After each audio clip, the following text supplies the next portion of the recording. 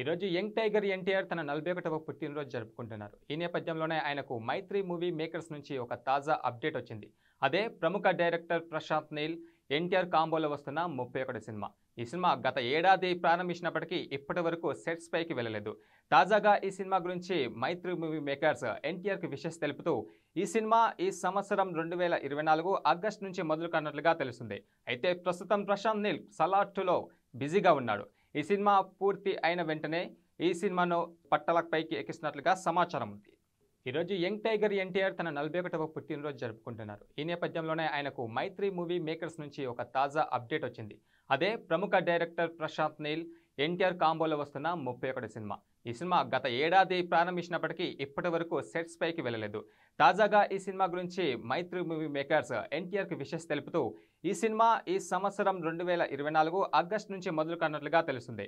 అయితే ప్రస్తుతం ప్రశాంత్ నీల్ సలార్ 2లో బిజీగా ఉన్నాడు.